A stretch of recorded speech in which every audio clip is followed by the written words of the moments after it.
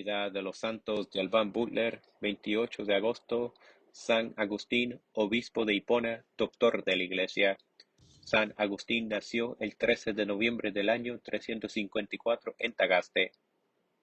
Esa pequeña población del norte de África estaba bastante cerca de Numidia, pero relativamente alejada del mar, de suerte que Agustín no lo conoció sino hasta mucho después.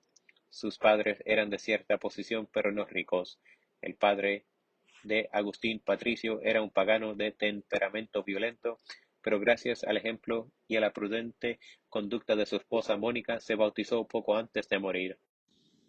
Agustín tenía varios hermanos. El mismo habla de Navigio, quien dejó varios hijos al morir, y de una hermana que consagró su virginidad al Señor. Aunque Agustín ingresó en el catecumenado desde la infancia, no recibió por entonces el bautismo. De acuerdo con la costumbre de la época, en su juventud se dejó arrastrar por los malos ejemplos, y hasta los 32 años llevó una vida licenciosa aferrado a la herejía maniquea. De ello habla largamente en sus Confesiones, que comprenden la descripción de su conversión y la muerte de Mónica. Dicha obra que hacéis las delicias de las gentes ansiosas de conocer las vidas ajenas, pero poco solícitas de enmendar la propia, no fue escrita para satisfacer esa curiosidad malsana, sino para mostrar la misericordia de que Dios había usado con un pecador, y para que los contemporáneos del autor no le estimasen en más de lo que valía. Mónica había enseñado a orar a su hijo desde niño y le había instruido en la fe, de modo que el mismo Agustín, que cayó gravemente enfermo, pidió que le fuese conferido el bautismo, y Mónica hizo todos los preparativos para que lo recibiera. Pero la salud del joven mejoró y el bautismo fue diferido. El santo condenó más tarde, con mucha razón, la costumbre de deferir el bautismo por miedo de pecar después de haberlo recibido. Pero no es menos lamentable la naturalidad con que en nuestros días vemos los pecados cometidos después del bautismo, que son una verdadera profanación de ese sacramento. Mis padres me pusieron en la escuela para que aprendiese cosas que en la infancia me parecían totalmente inútiles, y si me mostraba yo negligente en los estudios me azotaban. Tal era el método ordinario de mis padres, y los que antes que nosotros habían andado ese camino nos habían legado esa pesada herencia. Agustín daba gracias a Dios porque, si bien las personas que le obligaban a aprender solo pensaban en las riquezas que pasan y en la gloria perecedera, la divina providencia se valió de su horror para hacerle aprender cosas que le serían muy útiles y provechosas en la vida. El santo se reprochaba por haber estudiado frecuentemente solo por temor del castigo, y por no haber escrito, leído y aprendido las lecciones como debía hacerlo, desobedeciendo así a sus padres y maestros. Algunas veces pedía a Dios con gran fervor que le librase del castigo en la escuela. Sus padres y maestros se reían de su miedo. Agustín comenta: nos castigan porque jugábamos, sin embargo, ellos hacían exactamente lo mismo que nosotros, aunque sus juegos recibían el nombre de negocios. Reflexionando bien, es imposible justificar los castigos que me imponían por jugar, alegando que el juego me impedía aprender rápidamente las artes que, más tarde, solo me servirían para jugar juegos peores. El santo añade: nadie hace bien lo que hace contra su voluntad, y observa que el mismo maestro que le castigaba por una falta sin importancia se mostraba en las disputas con los otros profesores meros dueños de sí, y más envidioso que un niño al que otro vence en el juego. Agustín estudiaba con gusto el latín que había aprendido en conversaciones con las sirvientes de su casa y con otras personas, no el latín que enseñan los profesores de las clases inferiores, sino el que enseñan los gramáticos. Desde niño detestaba el griego y nunca llegó a gustar a Homero porque jamás logró entenderlo bien. En cambio, muy pronto tomó gusto por los poetas latinos. Agustín fue a Cartago a fines del año 370, cuando acababa de cumplir 17 años. Pronto se distinguió en la escuela de retórica y se entregó ardientemente al estudio, aunque lo hacía sobre todo por vanidad y ambición. Poco a poco se dejó arrastrar a una vida licenciosa, pero aún entonces conservaba cierta decencia de alma, como lo reconocían sus propios compañeros. No tardó en entablar relaciones amorosas con una mujer, y aunque eran relaciones ilegales, supo permanecerle fiel hasta que la mandó a Milán en 385. Con ella tuvo un hijo llamado Adeodato el año 372. El padre de Agustín murió en 371. Agustín prosiguió sus estudios en Cartago. La lectura del Hortensius de Cicerón le desvió de la retórica a la filosofía. También leyó las obras de los escritores cristianos, pero la sencillez de su estilo le impidió comprender su humildad y penetrar su espíritu. Por entonces cayó Agustín en el maniqueísmo. Aquello fue, por decirlo así, una enfermedad de un alma noble, angustiada por el problema del mal, que trataba de resolver por un dualismo metafísico y religioso, afirmando que Dios era el principio de todo bien y la materia el principio de todo mal. La mala vida lleva siempre consigo cierta oscuridad del entendimiento y cierta torpeza de la voluntad. Esos males unidos al del orgullo hicieron que Agustín profesara el maniqueísmo hasta los 28 años. El santo confiesa: buscaba yo por el orgullo lo que sólo podía encontrar por la humildad.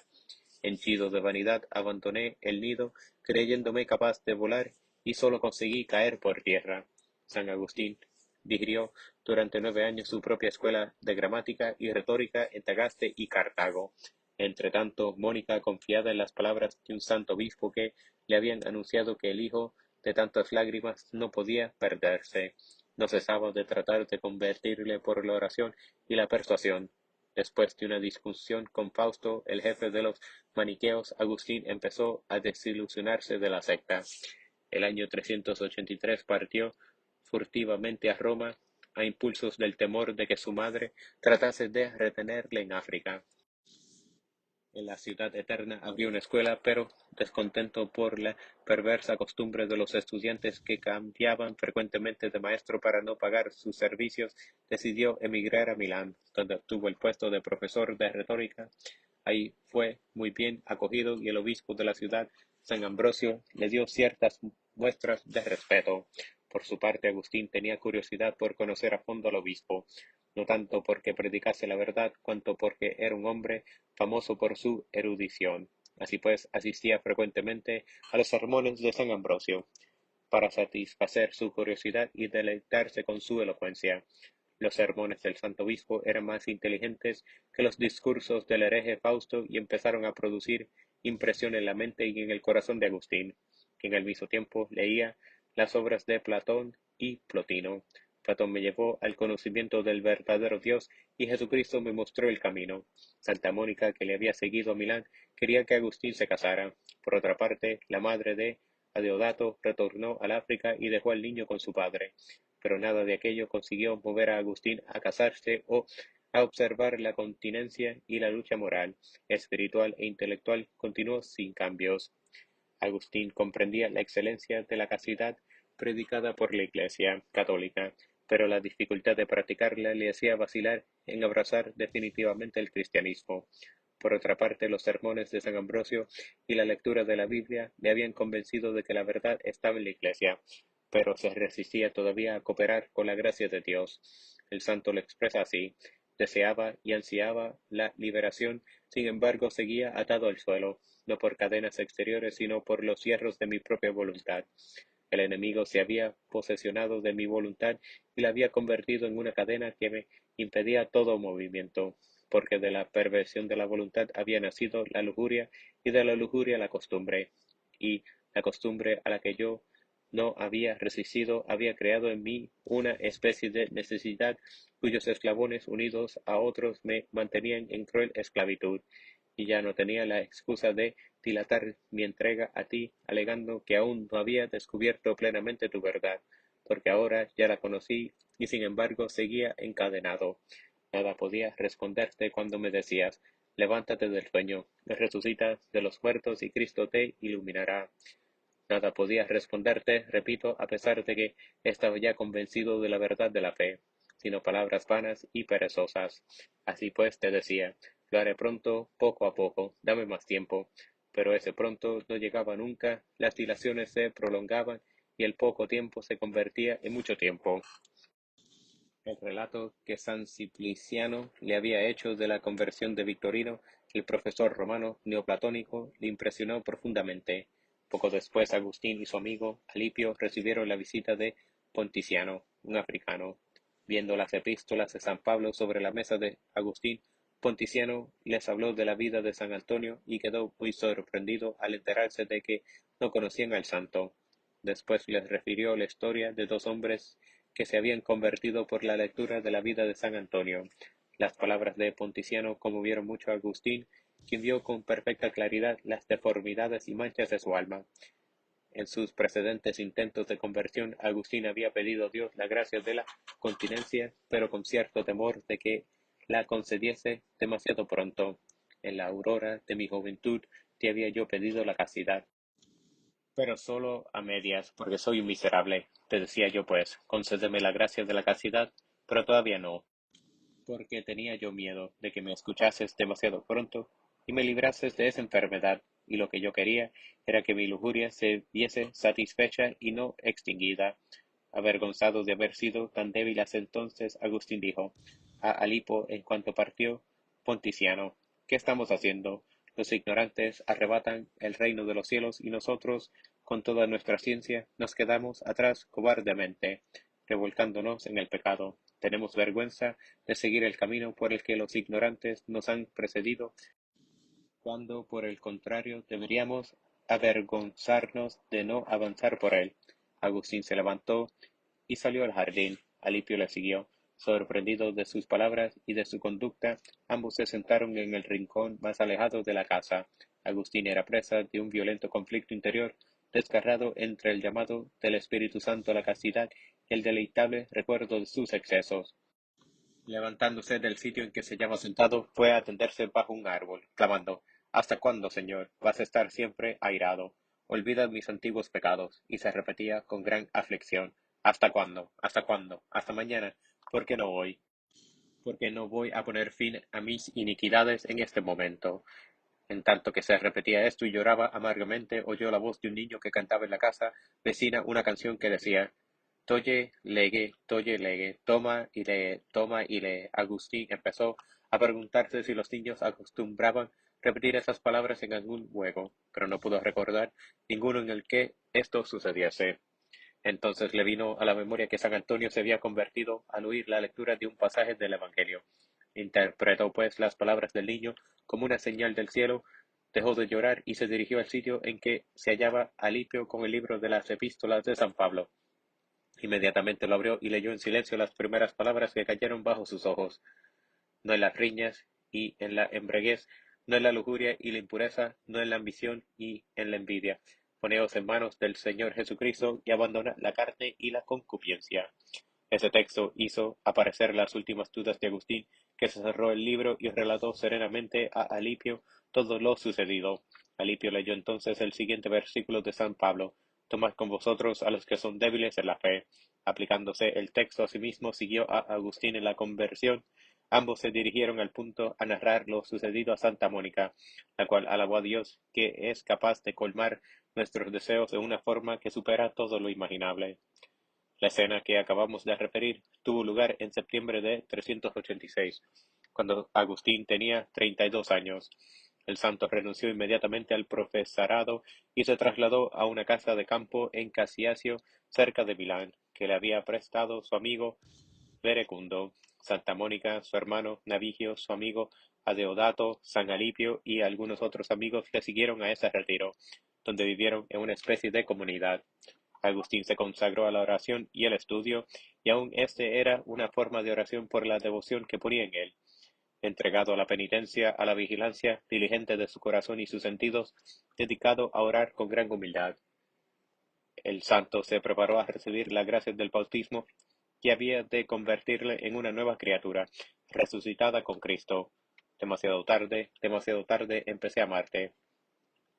Hermosura siempre antigua y siempre nueva, demasiado tarde empecé a amarte. Tú estabas conmigo y yo no estaba contigo.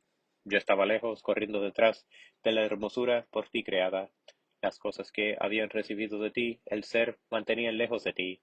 Pero tú me llamaste a gritos, y acabaste por vencer mi sordera. Tú me iluminaste, y tu luz acabó por penetrar en mis tinieblas. Ahora que he gustado de tu suavidad, estoy hambriento de ti. Me has tocado, y mi corazón desea ardientemente tus abrazos. Los tres diálogos contra los académicos sobre la vida feliz y sobre el orden se basan en las conversaciones que Agustín tuvo con sus amigos en esos 7 meses. La víspera de la Pascua del año 387, San Agustín recibió el bautismo junto con Alipio y su querido hijo Adeodato, quien tenía entonces 15 años y murió poco después. En el otoño de ese año, Agustín resolvió retornar a África y fue a embarcarse en Ostia con su madre y algunos amigos. Santa Mónica murió ahí en noviembre de 387.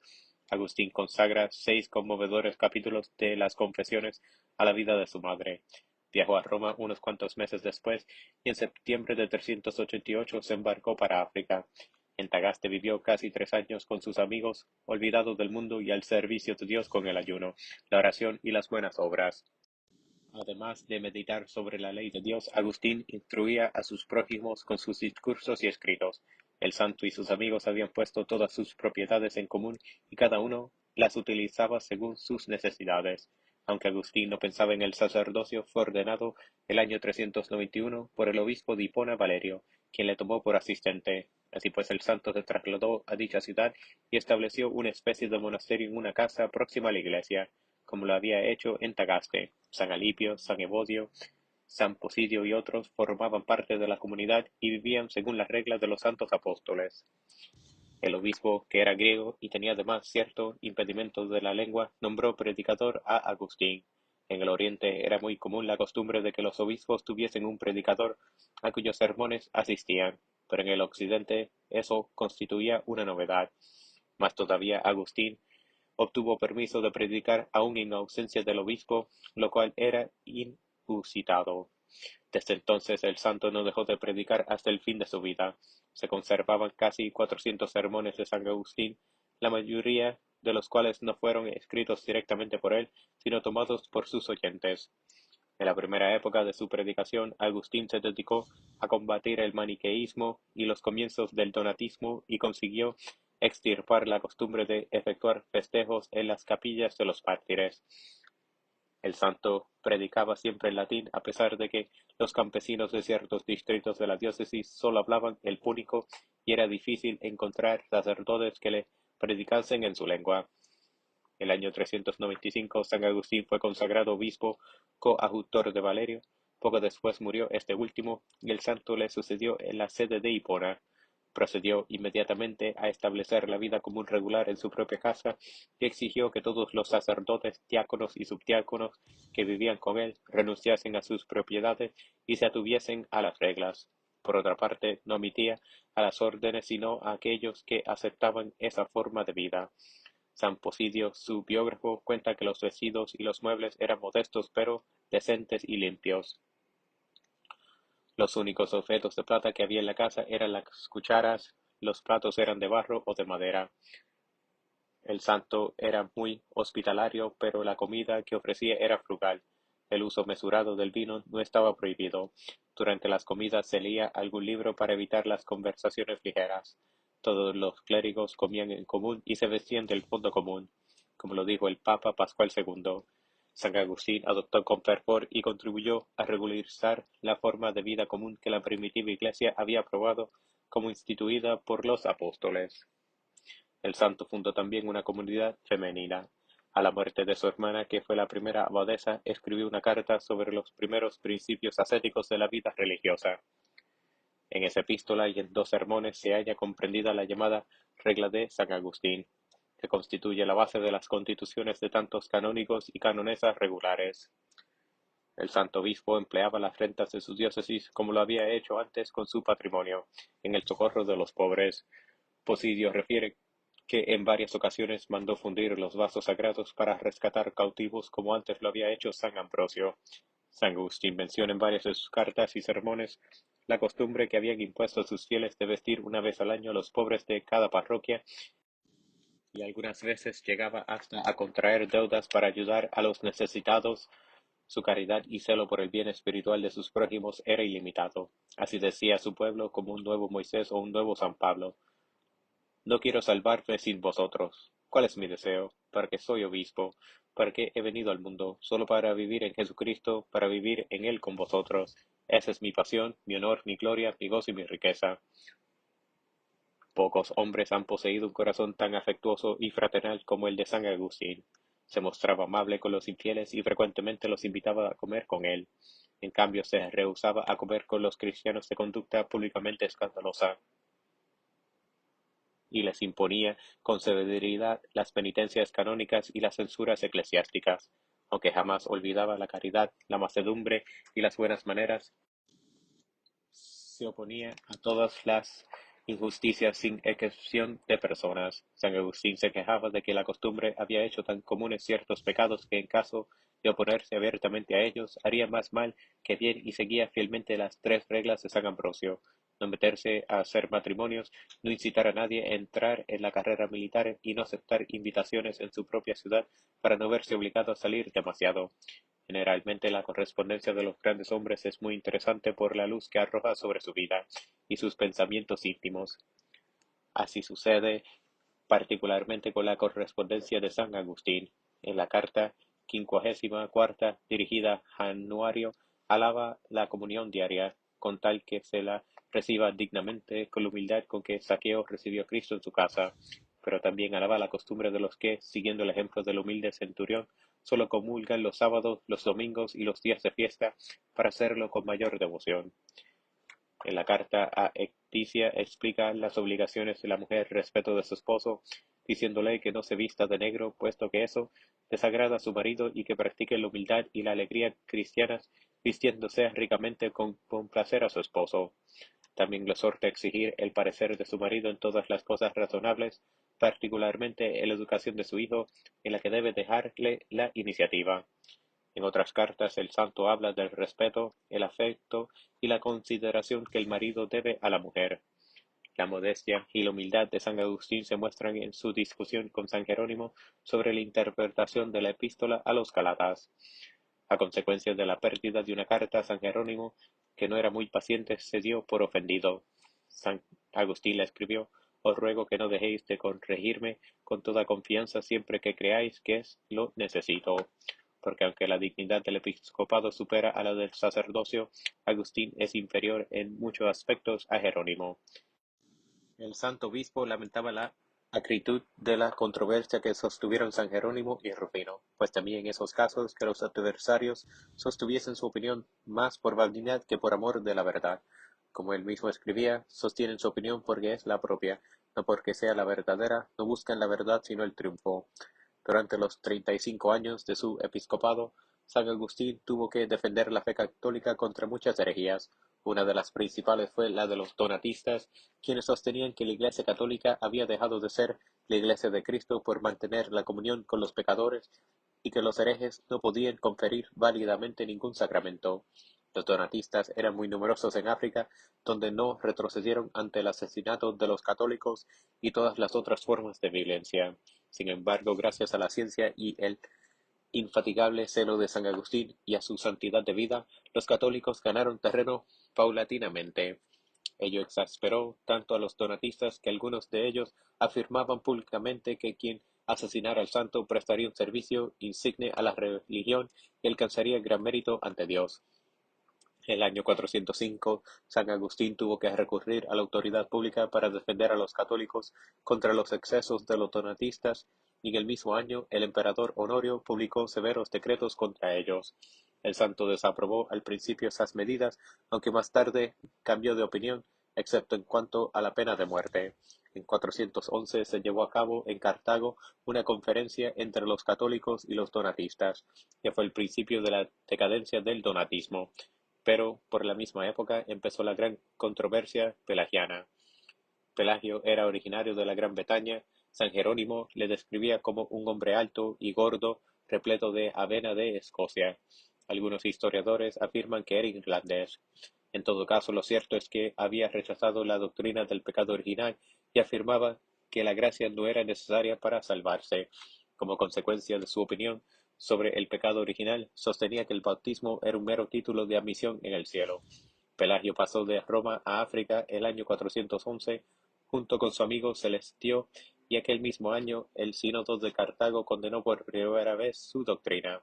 San Agustín asistió al concilio, pero desde ese momento empezó a hacer la guerra al pelagianismo. En sus cartas y sermones A fines del mismo año, el tribuno San Marcelino le convenció de que escribiese su primer tratado contra los pelagianos. Sin embargo, el santo no nombró en él a los autores de la herejía, con la esperanza de así ganárselos y aún tributo ciertas alabanzas a Pelagio.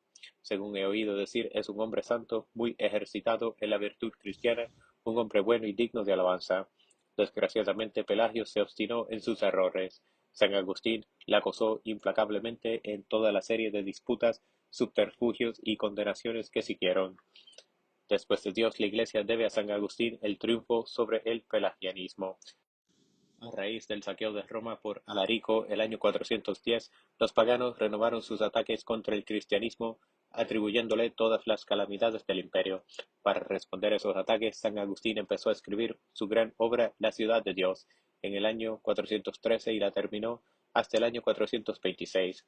La ciudad de Dios es, después de las Confesiones, la obra más conocida del santo. No se trata simplemente de una respuesta a los paganos, sino de toda una filosofía de la historia providencial del mundo. En las Confesiones, San Agustín había expuesto con la más sincera humildad y contrición los excesos de su conducta.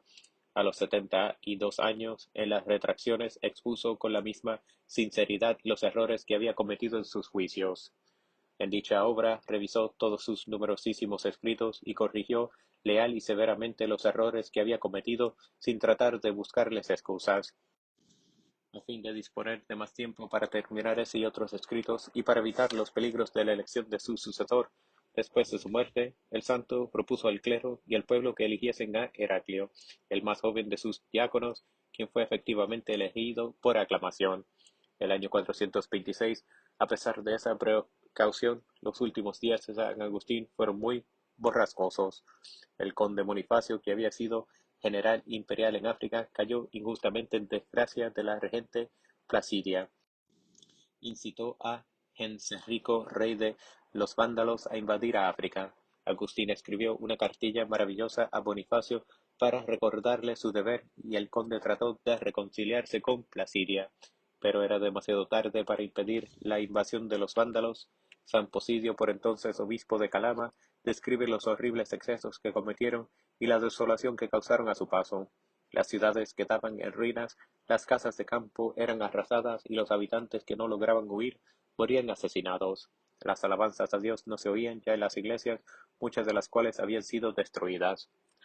La misa se celebraba en las casas particulares cuando llegaba a celebrarse, porque en muchos sitios no había alma viviente a quien dar los sacramentos. Por otra parte, los pocos cristianos que sobrevivían no encontraban un solo sacerdote a quien pedírselos. Los obispos y clérigos que sobrevivieron habían perdido todos sus bienes y se veían reducidos a pedir limosna. De las numerosas diócesis de África, las únicas que quedaban en pie eran Cartago, Hipona y Cirta, gracias a que dichas ciudades no habían sucumbido aún. El conde Bonifacio huyó a Hipona, ahí se refugiaron también San Posidio y varios obispos de los alrededores. Los vándalos sitiaron la ciudad en mayo de 430. El sitio se prolongó durante 14 meses. 3 meses después de establecido, San Agustín cayó presa de la fiebre y desde el primer momento comprendió que se acercaba la hora de su muerte. Desde que había abandonado el mundo, la muerte había sido uno de los temas constantes de su meditación. En su última enfermedad el santo habló de ello con gozo. Dios es inmensamente misericordioso. Con frecuencia recordaba la alegría con que San Ambrosio recibió la muerte y mencionaba las palabras que Cristo había dicho a un obispo que agonizaba, según cuenta San Cipriano: «Si tienes miedo de sufrir en la tierra y de ir al cielo, no puedo hacer nada por ti». El santo escribió entonces: «Quien ama a Cristo no puede tener miedo de encontrarse con Él». Hermanos míos, si decimos que amamos a Cristo y tenemos miedo de encontrarnos con Él, deberíamos cubrirnos de vergüenza. Durante su última enfermedad, pidió a sus discípulos que escribiesen los salmos penitenciales en las paredes de su habitación y los cantasen en su presencia, y no se cansaba de leerlos con lágrimas de gozo. San Agustín conservó todas sus facultades hasta el último momento, en tanto que la vida se iba escapando lentamente de sus miembros. Por fin, el 28 de agosto de 430, exhaló apaciblemente el último suspiro a los 76 años de edad, de los cuales había pasado casi 40 consagrado al servicio de Dios. San Posidio comenta: «Los presentes ofrecimos a Dios el santo sacrificio por su alma y le dimos sepultura. Con palabras muy semejantes había comentado Agustín la muerte de su madre. Durante su enfermedad el santo había curado a un enfermo solo con imponerle las manos. Posidio afirma: "Yo sé de cierto que tanto como sacerdote que como obispo, Agustín había pedido a Dios que librase a ciertos posesos por quienes se le había encomendado que rogase, y los malos espíritus los dejaron libre".